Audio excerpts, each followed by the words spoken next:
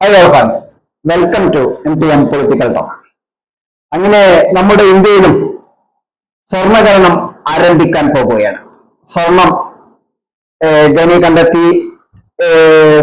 സ്വതന്ത്രാനന്തര ഇന്ത്യയിൽ എന്ന് തന്നെ പറയാം. 1990 ഇതിലാണ് ഈ പ്രദേശത്ത് സ്വർണമുള്ളതായി GSI പ്രാഥമിക സർവേയിൽ കണ്ടെത്തിയത്. ഇത് ഇന്ത്യയിലെ ആന്ധ്രാപ്രദേശ് സ്റ്റേറ്റിലെ കർണൂൽ ജില്ലയിൽ ജോനഗിരി ഗ്രീൻസ്റ്റോൺ ബെൽറ്റിലാണ് ഈ പുതിയ ഖനന പ്രവർത്തനം ആരംഭിക്കുന്നത്. സ്വതന്ത്രാനന്തര ഇന്ത്യയിൽ തന്നെ ആദ്യമായാണ് ഒരു സ്വർണ്ണഖനി കണ്ടെത്തുന്നതും അതിന്റെ പഠനങ്ങൾ പൂർത്തീകരിച്ച് അത് ഖനനത്തിലേക്ക് എത്തുന്നതും ഇന്ത്യയുടെ ചരിത്രത്തിൽ തന്നെ ആദ്യമായാണ്. ആദ്യമായ സ്വർണ്ണഖനി ഔദ്യോഗികമായി പ്രവർത്തനം ആരംഭിക്കുവാൻ സജ്ജമായിരിക്കുകയാണ്.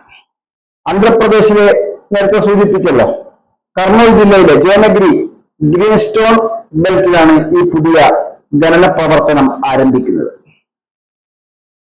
ഡെക്കൻ ഗോൾഡ് മൈൻസ് ലിമിറ്റഡും ജിയോ മൈസൂർ സർവീസസ് ഇന്ത്യ ലിമിറ്റഡുമാണ് സംയുക്തമായാണ് ഈ പദ്ധതി കൈകാര്യം ചെയ്യുന്നത്. പ്രതിവർഷം ഏകദേശം 400 കിലോ സ്വർണം വരെ ലഭിക്കുമെന്നാണ് ഇപ്പോൾ നമുക്ക് ലഭിക്കുന്ന വിവരം. പ്രതിവർഷം പരമാവധി 750 കിലോ വരെ ലഭിക്കാനും ഉൽപ്പാദിപ്പിക്കാമെന്നാണ് പ്രതീക്ഷ എന്നും കമ്പനി മാനേജിംഗ് ഡയറക്ടർ അതിന്റെ ബന്ധപ്പെട്ടവരും വ്യക്തമാക്കുന്നത്. ആദ്യ വർഷം 400 കിലോ ഉൽപാദനം ലക്ഷ്യമിടുന്നതായും തുടർന്ന് തന്നെ മുഴുവൻ ഉൽപാദന ശേഷിയിലേക്ക് വികസിപ്പിക്കുമെന്നും അധികൃതർ അറിയിച്ചു. ഇതാണ് ഇതുമായി ബന്ധപ്പെട്ട റിപ്പോർട്ടിൽ സൂചിപ്പിക്കുന്നത്. 200 കോടി രൂപയാണ് കമ്പനി ഇതിനായി നിക്ഷേപിച്ചിരിക്കുന്നത്. കാരണം ഖനനം ചെയ്തെടുക്കുന്നതിനും അതിന്റെ ശുദ്ധീകരിച്ച് അത് നമ്മൾ ഇപ്പോൾ കാണുന്ന സ്വർണ്ണ കട്ടിയിലേക്ക് എത്തിക്കുന്നതിനും വലിയ ചെലവുണ്ട്. അതുകൊണ്ട് തന്നെയാണ് ഏകദേശം 200 കോടി രൂപയാണ് കമ്പനി ഇതിനായി നീക്കിവെച്ചിരിക്കുന്നത് എന്നാണ് മനസ്സിലാക്കുക.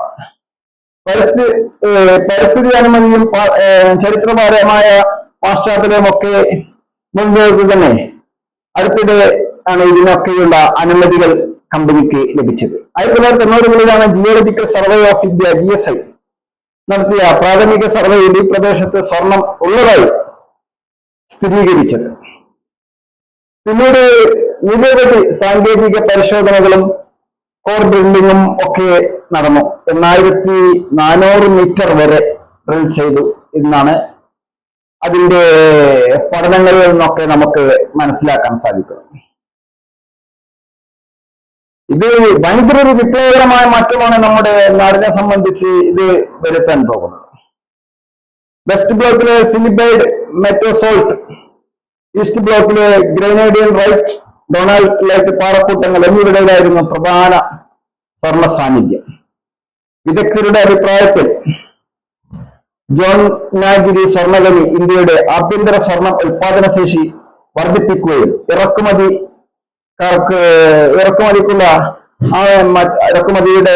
കുറക്കുകയും ചെയ്യും. ഇറക്കുമതിക്കുള്ള സ്വയം കുറക്കുകയും ചെയ്യും എന്ന് പറഞ്ഞാൽ ഇറക്കുമതി കുറയും എന്നാണ് അതിനർത്ഥം.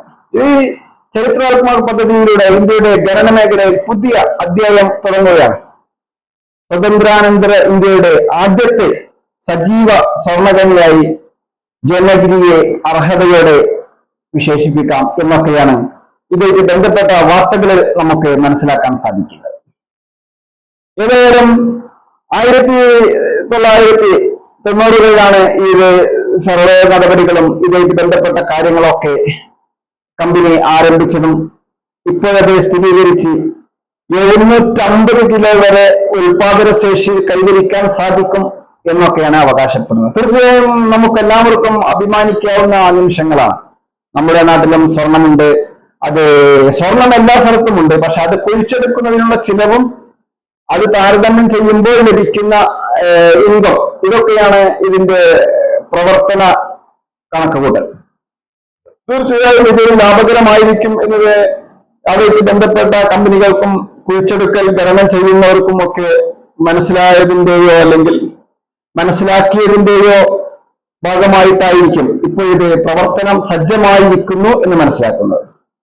തീർച്ചയായും എല്ലാവർക്കും അത് വളരെ അഭിമാനകരമായ നിമിഷം തന്നെയാണ് കടന്നു വരുന്നത്. ഇന്ത്യയുടെ സ്വർണ്ണഖനി നമ്മുടെ നാട്ടിൽ സ്വർണം ഉൽപ്പാദിപ്പിക്കുന്നു. അതിനനുസരിച്ച് നമുക്ക് ഇറക്കുമതി കുറക്കുവാൻ സാധിക്കും.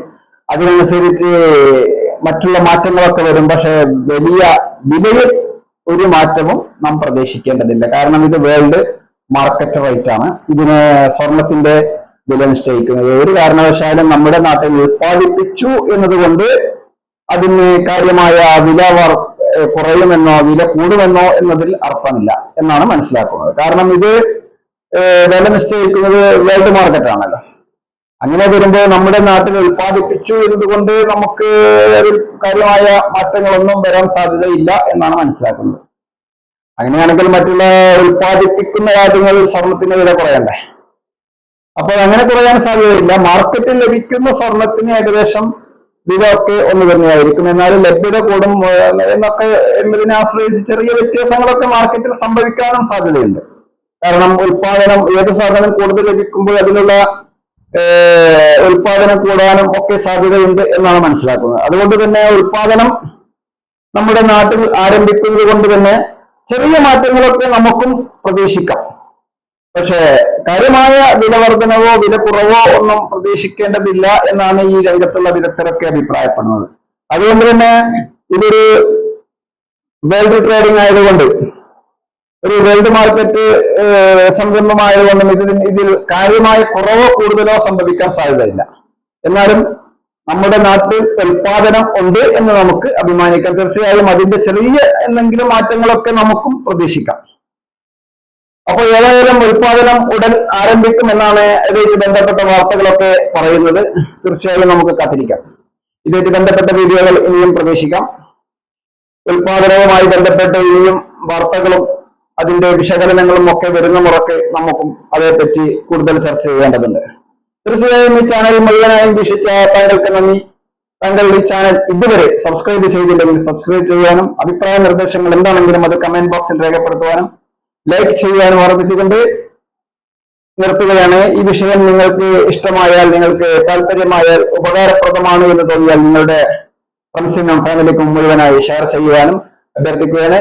നന്ദി, നമസ്കാരം. മറ്റൊരു വിഷയവുമായി ഉടനെ കണ്ടുമുട്ടാം. നന്ദി, നമസ്കാരം. വീണ്ടും സന്ധിക്കും വരെ